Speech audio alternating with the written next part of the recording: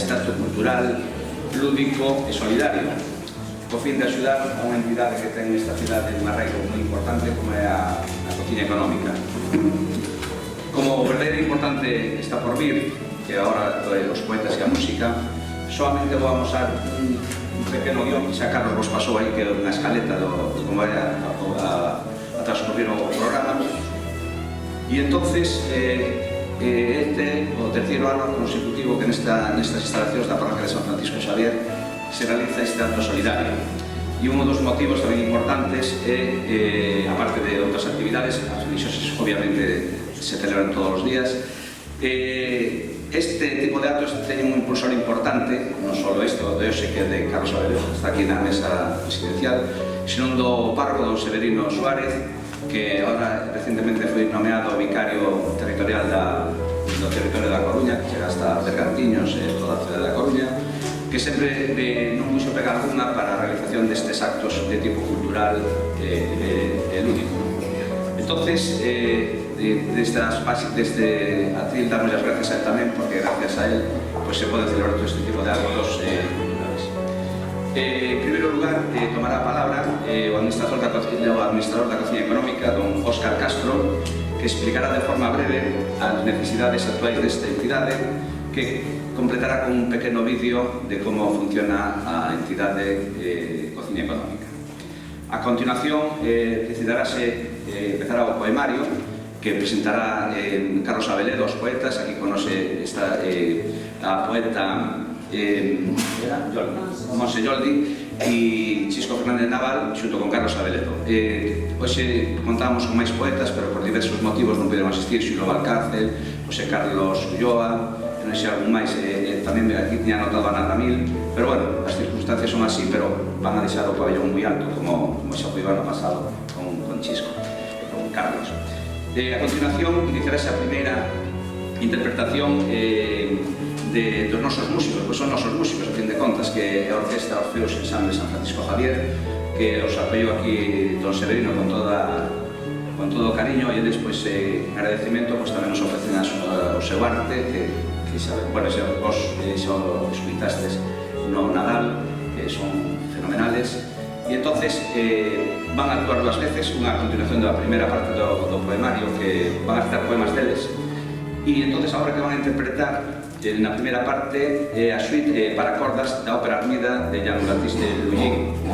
E a duración aproximada, despois antes de cada obra, o concertino, Víctor Cardoso explicará brevemente como é a obra, e máis que nada polas interrupcións que sempre aplaudimos demais, estamos tan emocionados que aplaudimos antes de tempo. Entón esta obra durará de 10 a 12 minutos aproximadamente. A continuación, na terceira parte da parte cultural, volverá outra vez ao poemario das voces destes tres poetas, que tamén recitarán xa poemas de outros autores que figuran no libro, que non van a estar presentes.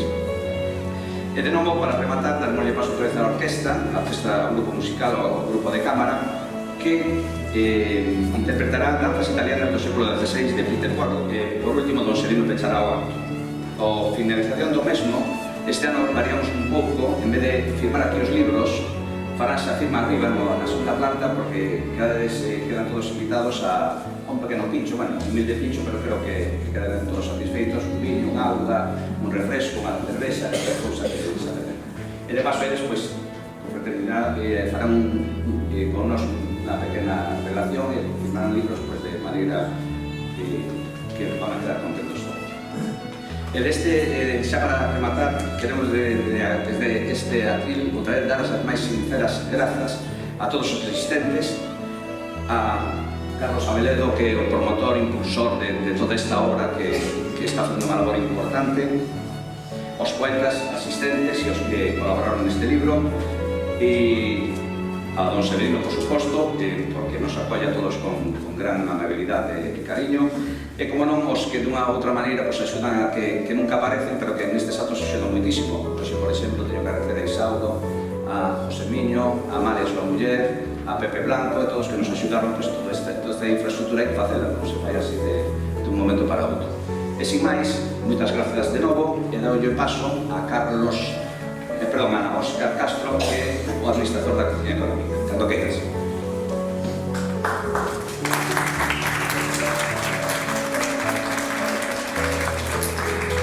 Moitas gracias por apoiar este bonito acto, porque pensamos que a Cociña Económica sempre necesita de todas as iniciativas que se fan.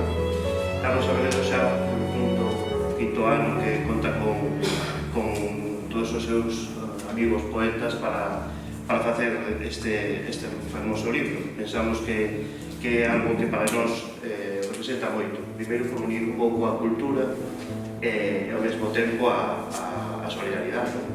Solidaridade que falta que formades parte de vos, primeiro por xa existir aquí e por teros en conta. A Cociña Económica, que moitos coñeceredes ou oídas ou ben de primeira mano. É unha entidade que ten xa 138 anos, é unha das entidades máis activas de Galicia, facendo esta labor que dá de comer aos máis necesitados, e que intentamos que o paso do tempo que a entidade siga facendo esa labor. É sempre utópico pensar que unha entidade como a nosa poida desaparecer, porque cada vez as necesidades son maiores e hai máis xente que precisa da nosa axuda. Este libro, que decía o quinto, conforma un pouco o que é a labor da sociedade. Como se pon en valor a cultura ao servicio do máis necesitado. Estas reglas que vais escoitar en breve, nacen do sentimento dos propios poetas, e que nós intentamos que esas palabras se transformen despois en cartos e ao mesmo tempo alimentos para a xente que máis necesita. Eso creo que é algo de agradecer, de poñer en valor todo ese arte de toda esta xente, ten un valor fundamental para a nosa entidade. Como os decía, a Cociña Económica hoxe en día está atendendo un número importante de usuarios. Hoxe en día damos 1.500 racións de comida, mientras que se reparten nos barrios e as que repartimos na propia institución. É un número, a verdad, que é moi chamativo, porque abrir as portas todos os días supón un esforzo moi grande, e eso precisa de arrimar un pouco o ombro todos os coruñeses, como levan facendo desde fai 138 anos. A mostra está que non desapareceu ao largo de todas estas décadas e que seguimos intentando facer unha labor importante. A Cociña Económica seguirá subsistindo gracias ao apoio dos coruñeses. É unha mostra estar aquí neste barrio, nos recintos urbanos, por ser un veciño máis, e por suposto de que xente que demostra cada día que con o seu traballo, con o seu esforzo, pode facer actos como este. Voy a agradeceros a Severino e a toda a parroquia, a todos os compañeros e a todos ustedes por ser partícipes de nós. Moi amado, moitas gracias.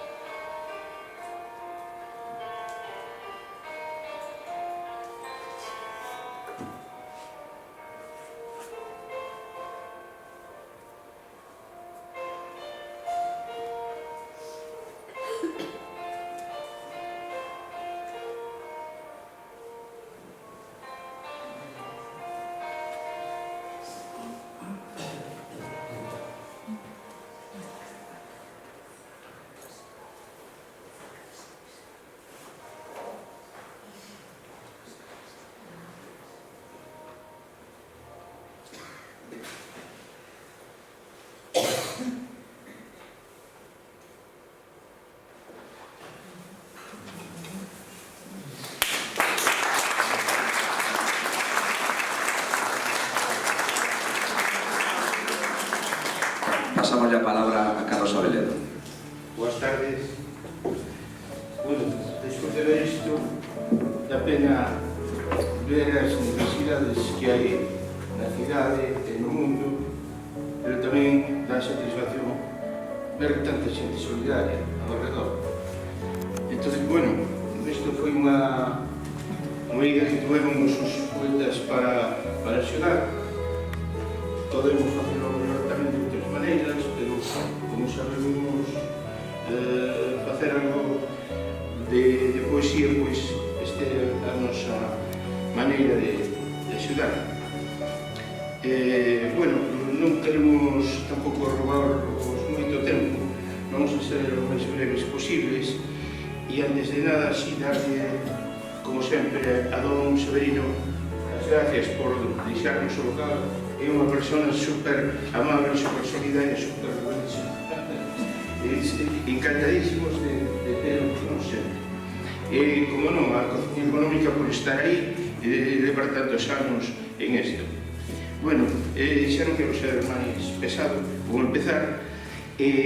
Vou ler primeiro unha miña, vamos a ler primeiro os poetas aquí presentes e despois vamos a ler dos ausentes para que teñades un pouco de idea do que ven no libro, non? Iremos dicindo, a ser posible, as páxinas onde está no libro para que sigades polo libro as poesías. Eu vou empezar con unha cortiña miña, está na páxina 20, se chama A vida. A vida é ese sol que nos invade, que non ten ánimo nin símbolos, nin ten siquer nos olla, sempre ten indiferenza. É o neno que levamos sempre dentro, que nos fai rexurdir na noite amarga e fai-nos subir todos os días como un cataventos no aire. Sinto a miña derrota cando penso contra o tempo, e é a miña maldición. Tal vez nacera medrando a infernía. E ben, casi vamos a ler, verdad, xa o dos ausentes, e así resumimos un pouco as intervenciones. Sí, vamos a cortar. E agora, na mitade, paramos e tal. Entón, eu sigo lendo a Javier Blas e esta poesía está na páxina 24. Ten unha cita primeiro que di: levaron a mamá, xa o levaron o silencio sin luz aos cuartéis. E esta empeza así: soldados de ninguna patria, a xenreira non ten currunchos, a xenreira non ten nai, soldados de ninguna patria. O sangue non terá fillos, só dará discordia nos campos de batalla, soldados de ninguna patria. E a túa canción de amor, en mares de sangue afogada, non terá irmáns e ningures, soldados de ninguna patria. Querubins dos tolos, empregados dos tiranos, a xenreira non ten currunchos, a xenreira non ten nai, soldados de ninguna patria, soldados de ninguna patria.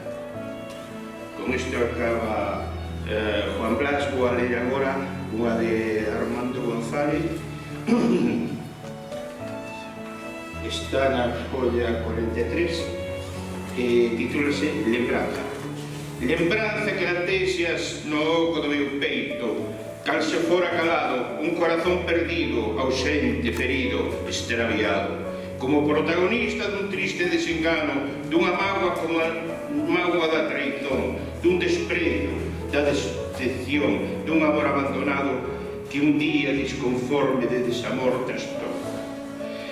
Lembranza que queimas nese oco timpánico, pareiro, resoando teu eco máis alado silencio, lume sin fume, dor sin cor, bico non picado, camiño non camiñado, conversa non falada, soño non vivido, vínculo sin paixón, lembranza que todo o enches e non ser o oco do meu peito. Fuxe do meu pensamento da memoria, cos teus lumes e alaridos, e deixame trotar de novo, galopar, mostrar un ronxel de pó nas miñas costas, e pegadas no vieiro que mostren o ter vivido e descoberto por fin o meu mundo feliz. E vou ler de Carlos Ulloa, que está aquí na primeira ronda, pero non poido vir por motivos de saúde, e vamos a ler aquí unha, e con eso eu me despido e empeza a refletir os meus. O Ulloa está na página 111. Esta é unha poesía de Taboada, provincia de Lugo. Ele decía outro día que estaba moi orgulloso de ter nacido nunha aldea, e isto reflexa un pouco tamén o sentimento dele. Se chama O Muiño Vello. Ai, meu muiño vello, cheiño de anos, cheiño de séculos, esnaguizado polo vento, ecoas a voz dun muiñeiro. Aí sigue o rodicio, asentado no arrieiro, coberto de ferruxe, descansando no tempo. Desfeitas as biqueiras, afundido o touzo na memoria, afogadiño no regato que morreu noutrora. A moega estabaleira, de trigo e de cariño, ali o talavero e a quenlla, debuxando o seu destino. Finou tamén a espicera, os lustros levaron a vella, ali está o fiedoiro, aquí, soterrada a cruz do herbendoiro. Só quedan vivas as miñas lembranzas, vivos os meus recordos, a voz do meu pai, cando me tiña no colo. E con isto...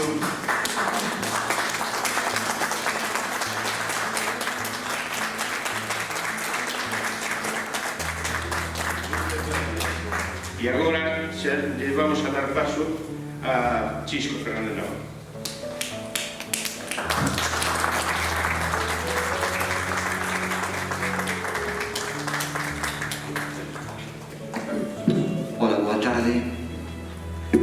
Sodes estupendos por estar aquí un ano máis, acompañándonos nesta presentación de Poetas na Cociña 5. Son xa 5 libros, 5 anos, 5 nadais que cando sai o libro de Poetas na Cociña, cousa que eu non creía posible cando empezamos. Pero aí está, seguro que hacemos isto, seguro, ademais. A iniciativa non é dos poetas. Os poetas unímonos a unha iniciativa que hai que recoñecer públicamente, por moito que diga que é a iniciativa dos poetas, a Carlos Aguilera, que foi que nos convocou, que nos chamou para ver se podíamos facer isto. Para nós é un orgullo, unha satisfacción moi grande.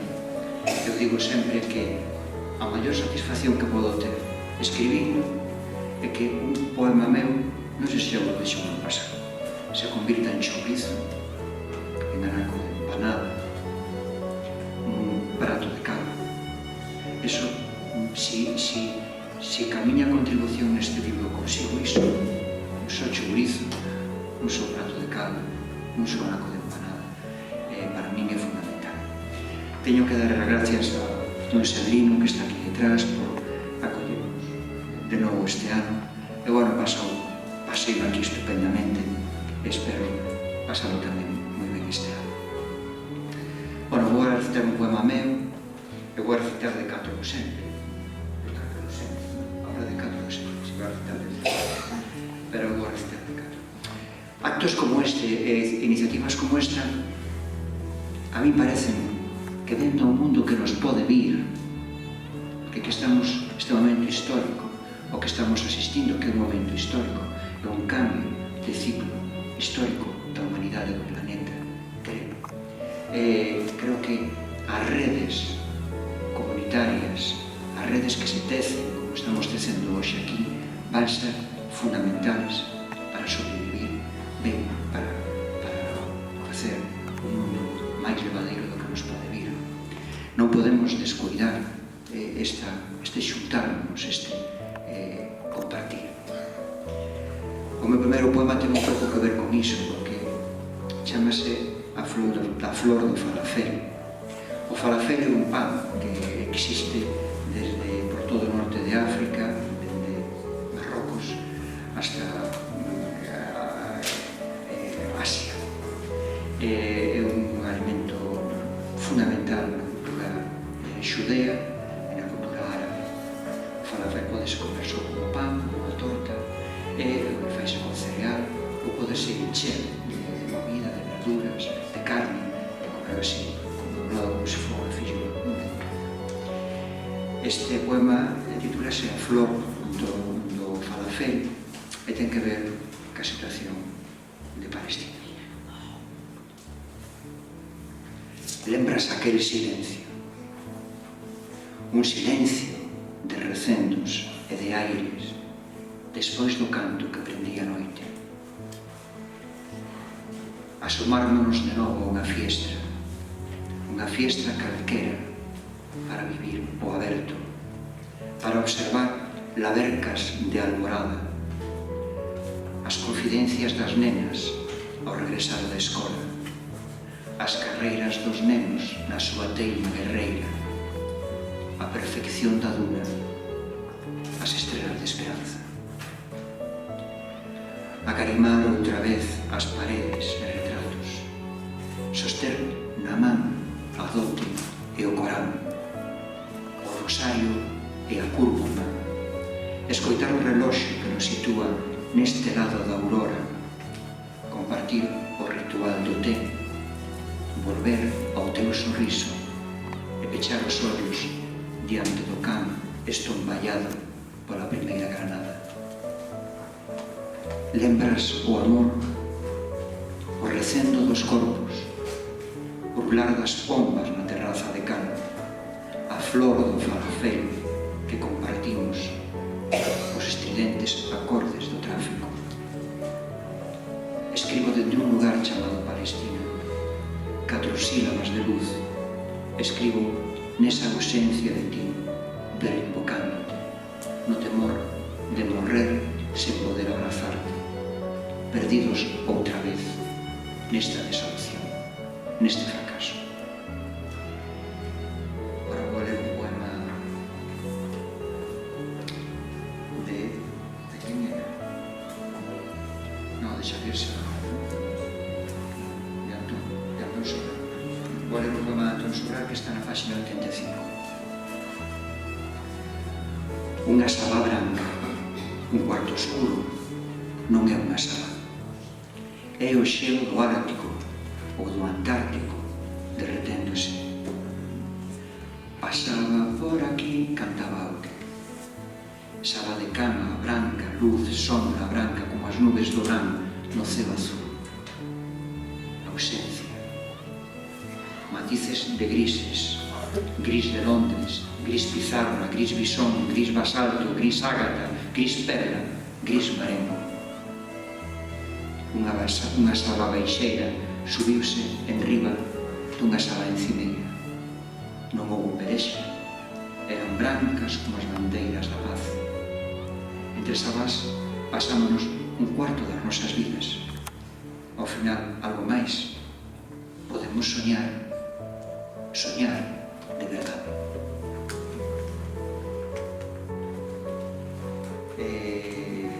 O poema de Xaime Toxo é longuísimo, ocupa 4 páxinas, eu vou ler 2 estrofas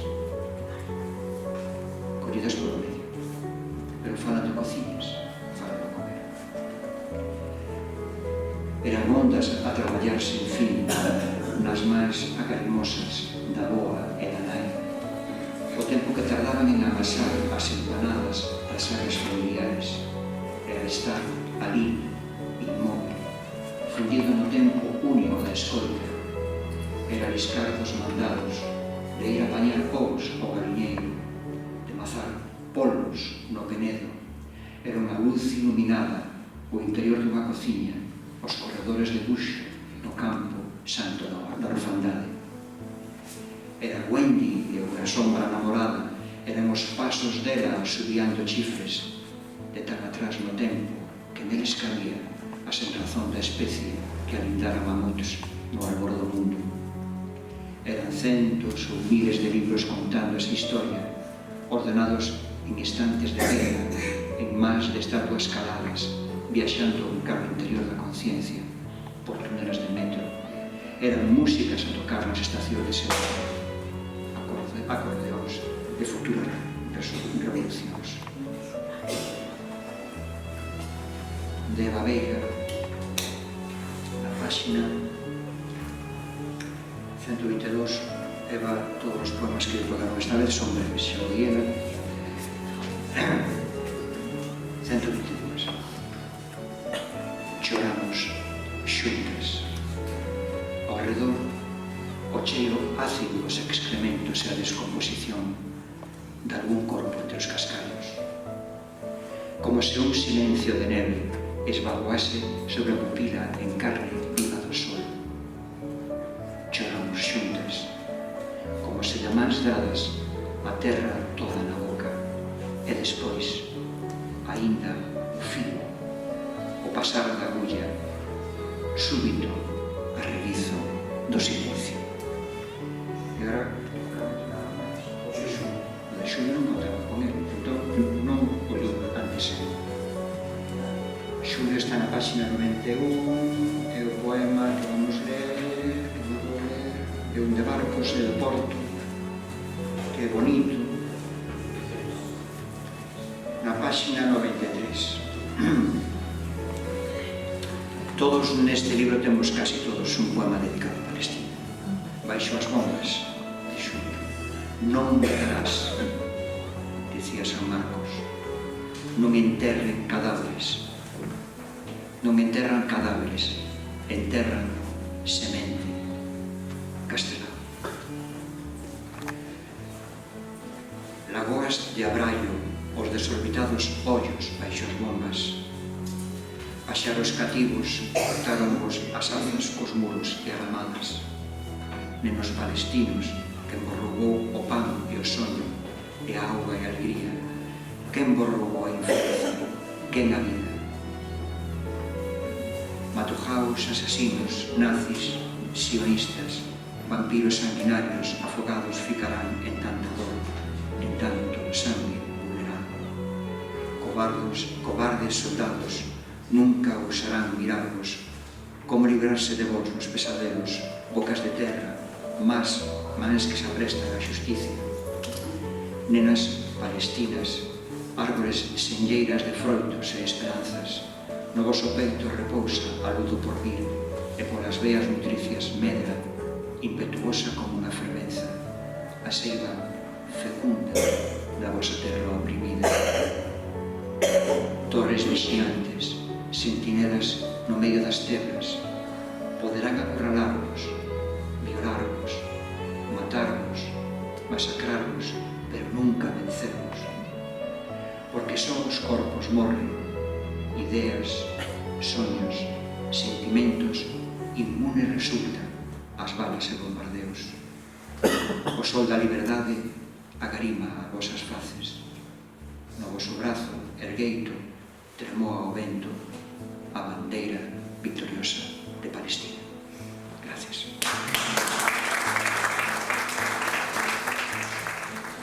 Hola, boa tarde. Suscribo totalmente as palabras que dixo Chisco sobre a cociña económica. Nos daría tamén dar as grazas a Carlos un ano máis por esa súa iniciativa. Nos súa secundamos. Grazas por existir a cociña económica. E outro día dixen, non debería existir porque non debería existir a necesidade, pero que se non chega a existir, meu Deus. Agora estábamos vendo o vídeo e dices, bueno, que non se sabe é Coruña, pero podería ser moitos outros lugares do mundo, porque necesidades hai, lamentablemente, en moitos lugares do mundo. E aquí tamén, ainda que non esteamos nunha guerra directa, non nos callan bombas neste momento. O mundo é certo que está vivindo ou iniciando unha etapa moi perigosa, moi difícil, que dá bastante medo. Pero hoxe, aquí, é venres, ás 8:30 da tarde, e temos aquí atrás músicos, temos poetas, temos voluntarios, e xente que traballa para que os demais poidan comer. E temos un párroco que nos ofrece este espacio. Pero sobre todo están vostedes, porque se vostedes non viñesen, se non houbese ninguén máis alá do outro lado do violín ou do outro lado do verso, o noso traballo non valería para nada. e a nosa mensaxe perderíase no vento. Ben, vou ler o texto que escollín daqui do libro. É moi breve. Entón decidín compensalo con outro que tamén é breve, pero non tanto, que ainda está a bolígrafo, ainda non chegou ao ordenador. Pretende ser unha homenaxe a miña nai, que fai un ano que morreu, pero a miña nai e as nais de casi todo o século XX, que eran esposas e nais, non había ninguna lei que o prohibira, pero polo menos as traballadoras puxeronlle bastante complicado a posibilidade de formarse, de educarse e de desenvolver unha profesión ou unha actividade a que les gustara. Limitaron a esposas e nais con todo o difícil que iso é. No meu caso, eu creo que no caso da maioría, se miramos para atrás, as nais foron moito máis que todo iso. Foron a columna vertebral das familias. E cando viñan os momentos difíciles que a todos nos chegan, a pedra angular, a resistencia básica de toda a familia do conxunto, concentrábase ás veces simplemente na mirada ou no alumiño da nai. Entón, para todas esas mulleres que fixeron moito máis do que se lles pedía, inda que non puderon facer todo o que lles gustaría, van estes dous breves poemas meus. O de bolígrafo, que non sei se pasará ao filtro, pero en fin. Fica pendurado do armario o derradeiro vestido da nai. Perfuma levemente o cuarto, correcendo do seu riso, prendido na saia. Pecho os ollos e paseamos á beira do mar, collidas do brazo, revivindo as historias da súa mocidade que as ondas nos van deixando na arena. E o segundo, que é da súa é máis unha evocación, pero o segundo é case un dos últimos momentos, pouco antes de morrer, casi nesa transición dun lado para outro do río. Agora son eu quen colle a man da miña nai pequeniña e acompaño no tránsito dunha escuridade densa, alimentada pola dor que fende os versos e as vidas. Xa dixen que era pequeniño. Vale, vou ler agora un de Olga Patiño, que é unha das compañeras que tiña que estar pero non pode estar. O abrazo azul. Derrubouse o universo nesa cidade fósil, porén, a melodía dos teus ollos acouga a esperanza como un pasaxeiro máis. O teu pensamento dorme nos grandes ventos, alén da lembranza no óxido do tempo, cando o silencio non era atronador. Convivo co latexo do abrazo azul. Hai nesa aperta unha presenza muda que fai indestructível aquelo que amaches nas tardes en que chovían abismos. O seguinte é de Enrique Rabuñal, titúlase Esperanza. Os que estamos soterrados na nube dos tristes, os que esteamos os despoxos da derrota, os que xa non temos forzas nin fe, andamos sempre cunha pouca esperanza agochada nas alxibeiras. Por veces queimámola e co seu fume purificamos o rostro e as feridas. Se esa esperanza non existir, daquela, a vida non tería sentido e nunca máis se bordarían palabras nin se encherían de soños os pentagramas de existencia. E para rematar a miña parte, un de Xavier Sebanes sobre un cadro moi coñecido dun pintor xaponés que seguro que o nome mellor a que non o coñece, pero é casi imposible que non viran esa onda do mar que está en moitas cores e reproducido en moitas partes. Hokusai pintou unha grande onda fronte ao monte que amaban os seus mortos. Unhas barcas ridículas fendían o mar azul co abandono de quen entrega a súa impotencia a un sol que nunca viu a aurora. Hokusai encolle o corazón coa certeza infalible de quen albisca a morte, mas nos deixa o consolo dunha onda imposible alén dos nosos soños, fronte á montaña invicta, na que nunca se pon o sol. Moitas grazas.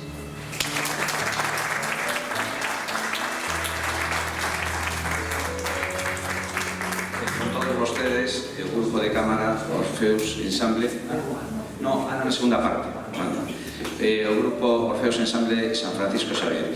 O concertino Víctor Cardoso fará unha breve introducción da obra e me encomendaron a min recitar un poema da obra que é unha ópera, humildemente ao lado destes magníficos poetas. Non sei como saldrá, pero bueno, esperemos que venga. Buenas tardes a todos. Nuestro grupo Orfeus Ensamble, primero estamos también muy contentos de poder participar en este recital poético musical. Voy a explicar brevemente la obra que vamos a tocar, la primera obra que vamos a tocar. Vamos a tocar una suite que se llama Armide. El compositor es Jean-Baptiste Lully, que es del siglo XVII, un compositor conocidísimo y muy importante dentro de la ópera francesa. Este señor fue compositor y violinista, nació en Italia, pero después estuvo mucho tiempo viviendo en Francia.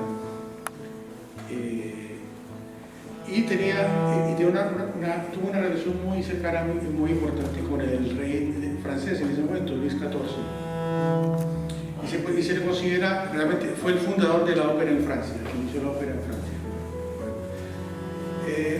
La música la escribió Lully, Jean-Baptiste Lully, y el libreto, porque esto está basado en una ópera, la suite realmente es una ópera de Lully. Y el libreto es una adaptación que hizo Quinault, otro francés, sobre un libreto de Torquato Tasso, que la obra se llama Jerusalén liberada. O sea, esta obra se basó en el texto de Jerusalén, cuando fue asediada, quiero decir, fue cercada por las cruzadas cristianas. Esta obra que vamos a tocar fue estrenada en París en el año 1686 y justamente un año después, desgraciadamente, pues el compositor Lully falleció por una gangrena que le provocó justamente al dirigir un grupo, porque en esa época en la batuta no había batuta, había un bastón como que daban en el suelo para dirigir al grupo. Entonces en un accidente pues se pilló el pie, muy fuerte en el pie y se gangrenó, no se pudo curar y se murió. O sea, se fue un poco la triste historia de Lully. Bueno, ahora voy a explicar un poquito las partes de esta pequeña, de lo que vamos a tocar. Como dije antes, esto está basado en la primera cruzada cristiana, sobre el año 1026 más o menos, cuando asediaron a Jerusalén, ocupaban en ese momento por los musulmanes. Entonces aparece en esta obra un personaje muy importante que es Armide, de viene el nombre de la ciudad de Armide. Esta Armide era una princesa hija del rey de Jordania y era una maga, una bruja, según como se le diga, ¿no? Y ella, a través de sus hechizos, lo que hacía es que a los capitanes o a los soldados los hechizaba, los conquistaba y después los mataba. Pero en el trayecto de esos hechizos se encontró con un caballero que se llamaba Reinaldo. Y Reinaldo pues le costó mucho trabajo, no fue capaz al principio se resistió, pero ella insistió y en ese trayecto pues resulta que lo logró enamorar, pero ella también se enamoró de Reinaldo. Bueno, eso es más o menos el argumento. La ópera en realidad dura más o menos, pues dura 2 horas y media, no va a ser una pincelada nada más. Entonces, bueno, la suite está dividida, en la suite vamos a tocar 5 movimientos. Una abertura que hace referencia al Palacio de Versalles, justamente por la relación que tenía Lully con Luis XIV. Después una gavota, después un minueto, que también evoca los bailes de la nobleza francesa de esa época. Después una zarabanda, donde narra un poco el conflicto que tuvo Armide en ese momento, que quería matar a Reinaldo y no lo conseguía. Entonces es un poco referente a eso. Y por último la Pasacallo Chacona, es una obra donde Armide deja a los espíritus malignos entreteniendo a Rinaldo, hechizado, mientras ella se va a los inframundos a tratar de librarse del amor que tiene a Rinaldo. Bueno, esto es más o menos un resumen muy resumido, claro, porque es una obra bastante extensa. Estos 5 movimientos normalmente los tocamos, aunque hacemos un pequeño descanso, unos segundos entre uno y otro, vamos a hacerlo seguidos. Entonces, si quieres aplaudir hasta el final, pues y por último, Javier va a leer un escrito que se referencia a esta pasacalle. Nada más, muchas gracias.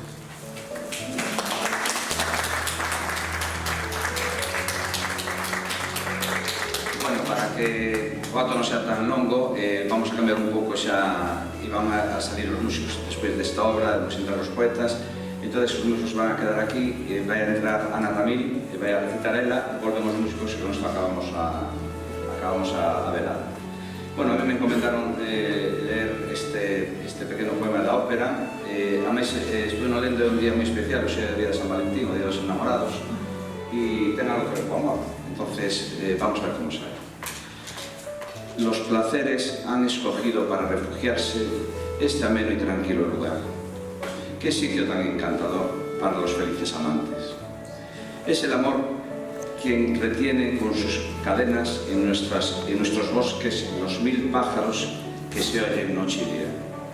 Si el amor solo causara penas, los pájaros enamorados no cantarían tanto. Jóvenes corazones, todo os favorece. Aprovechad estas alegrías perecederas. En el invierno de los años, el amor ya no reina. Los bellos días que se pierden estarán perdidos para siempre.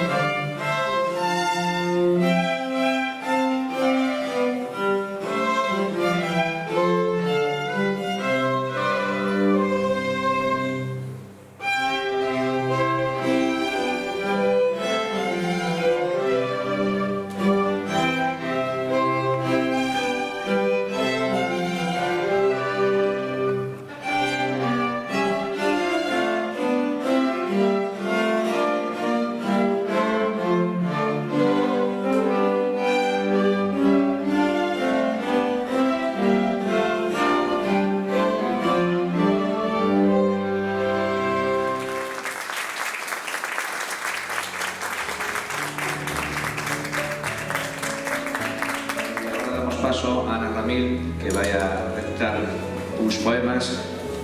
Toca a segunda parte ao grupo de cámara e comenzamos cas palabras do Severino rematando.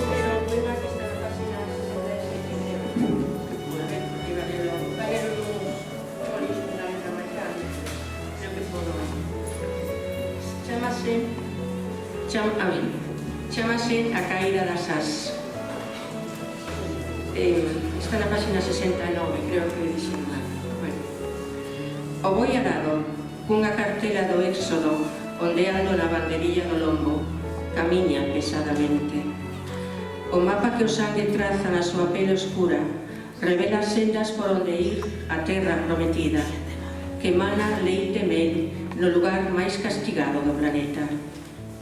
As lousas que nos redimen levan mensaxes de hospitalidade, peticións urxentes para os refugiados e para os que de súpeto ves camiñar mirando con ollos descoñecidos as rúas da súa propia cidade. O boi alado, co sangue da paciencia brillando na pele escura, camiña pesadamente polas rúas de embellecidas lousas lustrais. Os ombros caídos da miseria resoan nelas con palpable estrondo. O boi ten unha estatua de mármore na torre de Lucas do templo de Gaudí, a 135 metros do chan. Ten longas ás, unha cabeza de 9 toneladas e diante dela un libro aberto. Todos os sacrificios ofrecidos a Deus escríbense no libro con tinta invisible. Por exemplo, cando se reduce a cinza unha cidade chea de vida e os mortos se contan por milleiros de nenos, vellos, mulleres, homes, aboas abrazando os cadáveres dos seus netos, os escombros chamando e xemendo antes de se converter en lápidas mudas. Pérdense as voces, a dor estala, un sudario de pedra oprime o ceo.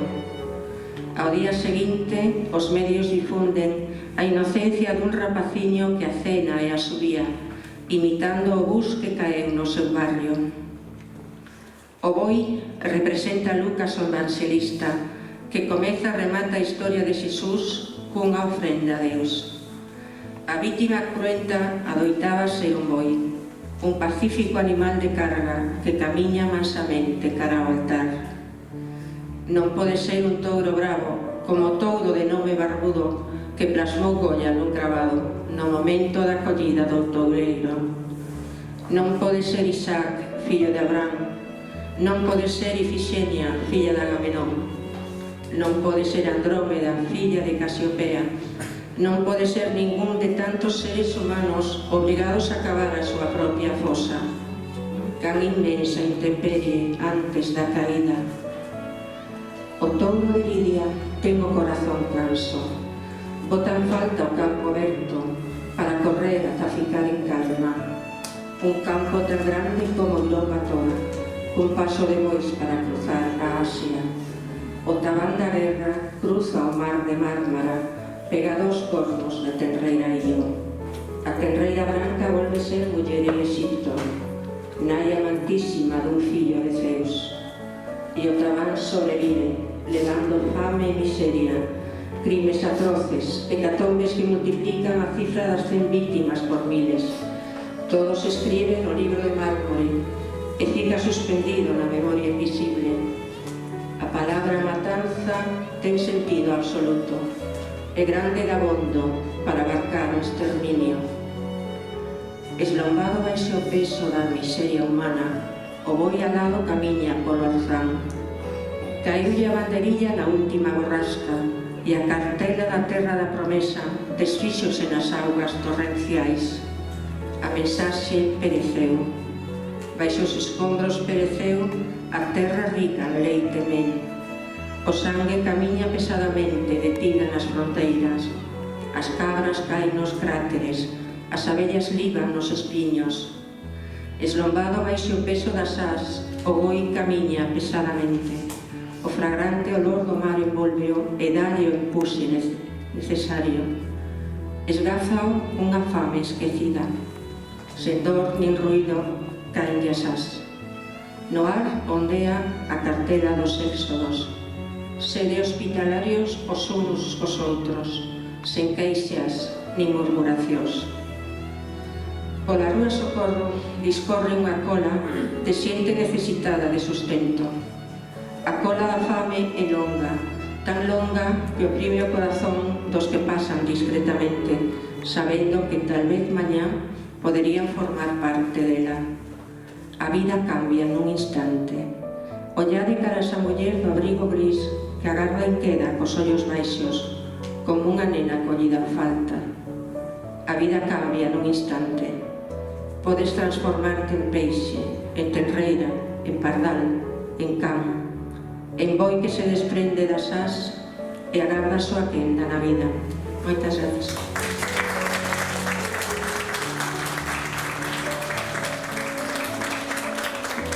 A segunda actuación da Orquesta Grupo de Cámara Orfeos Ensemble van a interpretar danzas italianas do século XVI de Peter Warlock, con todos vostedes, el grupo Orfeos Ensemble. Bueno, es un momento. Vamos a tocar las seis, como dijo Javier, 6 danzas italianas que el autor es anónimo. Y esto está basado en un manuscrito encontrado en el Museo Británico y data sobre 1575 más o menos. Y fue tomado y editado y transcrito por el compositor inglés Warlock, Peter Warlock. Son seis piezas muy cortitas. La primera se llama Sorti, que hace referencia a un noble trovador veneciano. La segunda, La Gamba, que quiere decir una pierna. Tercera, Pavana del Rey, que es una danza de carácter lento y solemne. La cuarta, Manfrolina, que quiere decir mandolina. Es un instrumento parecido a la mandolina, pero un poco más pequeño. Y la quinta, la fuerza de Hércules, que es una danza italiana veneciana tranquila. Y por último, el Saltarello, que es una danza italiana un poco rápida, ternaria, que incluye saltos en su coreografía para oídas.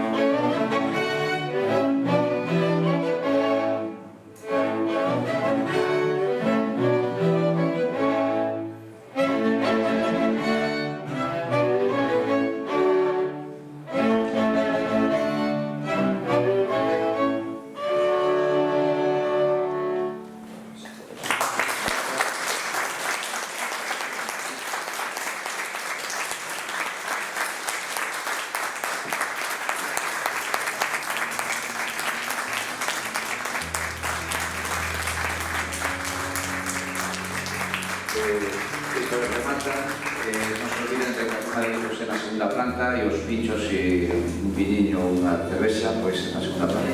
Fecho acto, don Severino. Moitas gracias a todos pola asistencia.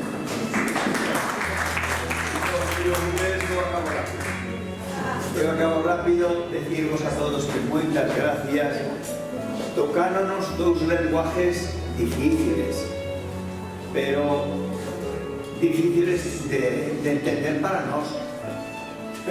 O lenguaje poético e o lenguaje musical, que expresan as grandes realidades neles. Entonces, poda que os nosos oídos non estén tan habituados, vamos ter que fazer máis a miúdo os concertos para educar o oído. Bueno, gracias a Óscar por estar cada día ali ao pé do cañón na Cociña Económica. Nós estamos vinculados con eles. Primeiro mandamos moitos clientes. Mandamos moita clientela ali a Óscar, porque sabes que este é un barrio humilde, entonces a xente ven a donde hai baratas nada, bueno, non hai nada barato. Quedo asombrado cando por unha habitación pagan os pobres o millón 300. É a saber como é a habitación. Pero bueno, tocou a eles unha época difícil e a boquiña a todos, e a Cociña Económica amortigua moito esa realidade de dar de comer. Entonces agradecemos moito a ele tamén que tuvera con nós, os músicos. O outro día pasou unha anécdota bonita. Veu a visitar, eles cambiaron de día de ensayo. Antes tiñan os viernes a partir das 5 e agora pasaron os lunes pola mañá. E veu unha persona a visitar e díxome: ou moito me equivoquei ou escoitei música. Abaixo, dixe, eu escoitaxe a máis da boa. Música máis da boa. Sí, sí. Bueno, pois estamos moi contentos de termos aquí. Se pudermos ter os poetas todos aquí tamén os digo. Pero eles teñen a súa vida, as súas familias, as súas casas. Pero aquí apoyemos a todos nos momentos en que temos actos como estes ou similares. Gracias a todos, e vamos á segunda planta a tomar un refrigerio.